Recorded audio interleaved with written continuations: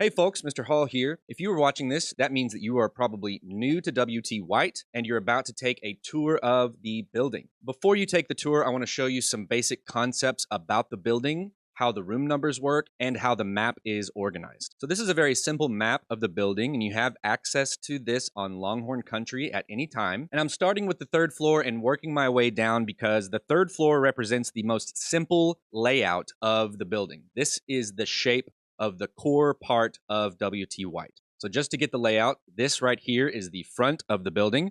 We have our W wing on the west side of the building, and we have our H wing on the east side of the building. And then you have in the center A, B, and C rooms. And you'll notice I've color-coded them. The letters go from left to right. A, B, C. Let's break down the room numbers that you see on your schedule. The first thing you see is a letter, which tells you what section of the building that room is. If it's W, it's over here in the W wing. If it's ABC, it's in the center. And if it's H, it's over in the H wing. The first number that you see indicates what floor of the building you are on. So since we are on the third floor, the first number is 3. If you're on the first floor, it would be 1. And if you're on the second floor, of course, it would be 2. Then the remaining numbers tell you where in that hallway the room is located. On the W and H wings, the numbers are lower at the beginning of the hallway towards the center of the building, and they go higher the further down the hallway you go towards the outside of the building.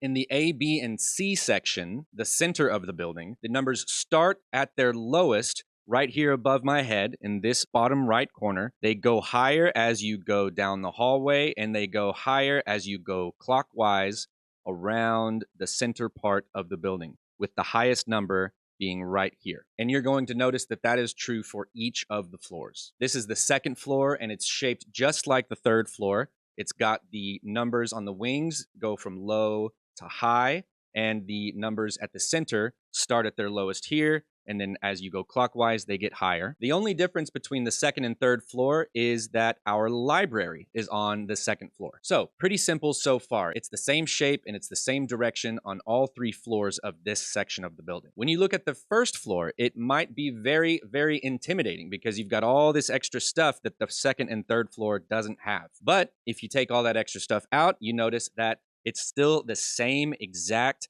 shape. The wings are the same. The numbers still work the same. All you have to really figure out is all the extra stuff that we have on the first floor. As you go down the A hall right here, we've got the gym and the athletics section of the building. This is where you'll go to all PE or any athletics classes. At the back of the building, we have our K wing, which includes our JROTC, dance, and all music classes, whether it's choir, band, or orchestra. If you're in theater or do anything with theater, you're going to meet in the J rooms, which are right here on the other side of the auditorium, kind of tucked away in a back hallway. If you might be doing DECA or taking a couple of classes in the F rooms, those are right here next to our cafeteria, which is here. And then at the front of the building where the bus lanes are and the entries are, you have our front office and the counselors and the principal's offices as well. These sections that I've highlighted of the first floor are really the only difference between the first floor and the second and third floor. As long as you understand the concept of how the rooms work on the core part of the building, then all you really have to figure out is all the extra stuff that we have on the first floor that's not on the second or the third floor.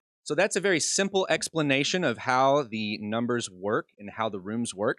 I know it can be very confusing. The best way to understand where to go and how to get there is practice. And that's what you're going to start now on the tour. As you go on the tour, look at your schedule to see where your rooms are going to be, where your classes are going to be held, and make a mental note of how to get there. It'll take some practice and patience, but in no time, you'll know this building like you know your own home. Enjoy the building tour, be good to yourself and others, and I'll see you real soon.